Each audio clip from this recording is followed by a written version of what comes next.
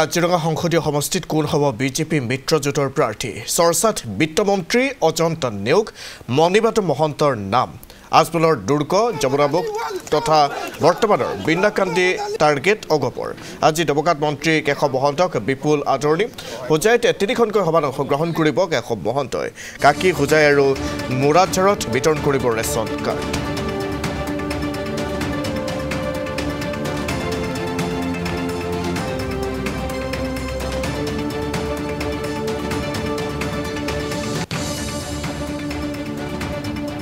কাৰ্যসূচীটো হৈছে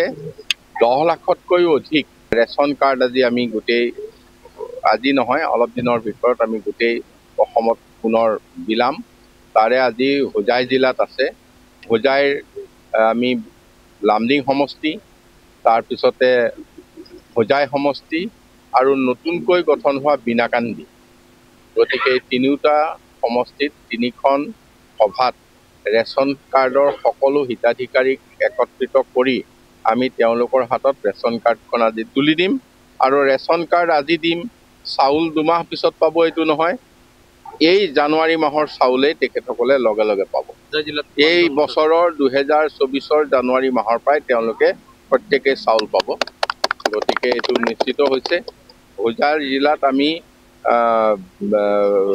একজেক্ট সংখ্যাটো ক'ব পাৰিম কিন্তু এতিয়া 20,000তকৈও অধিক পৰিয়ালে পাব আজিৰ দিনটোত হোজাই সমষ্টি যদি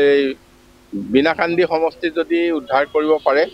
সেইটো নিশ্চয় অসম গণ পৰিষদে পাৰিব কাৰণ ইয়াত অসম গণ পৰিষদে ইয়াত আগতে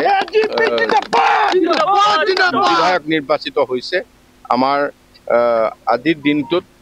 সকলোৱে অধিক উৎসাহেৰে ইয়াক সহযোগ কৰিছে আমি ভাবিছোঁ তেখেতসকলৰ যিখিনি আগ্ৰহ সেই আগ্ৰহে আমাৰ অহা দিনত এটা ভাল বতৰা দিব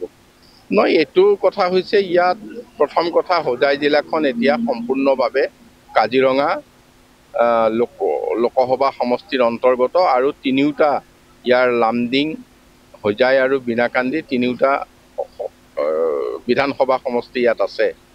এইটো আমাৰ মিত্ৰজোঁটৰ মজিয়াত এতিয়ালৈকে আলোচনা হোৱা নাই আৰু মিত্ৰজোঁটৰ আলোচনাত নিশ্চয় ইয়াক গুৰুত্বপূৰ্ণভাৱে স্থান পাব আৰু সেইমতে প্ৰাৰ্থিত্ব কোন হ'ব সেই কথাটো নিজ নিজ দলে যেতিয়া প্ৰাৰ্থিত্ব দিব যাৰ ভাগত পৰে সেইমতে ইয়াত প্ৰাৰ্থিত্ব নিৰ্ধাৰণ হ'ব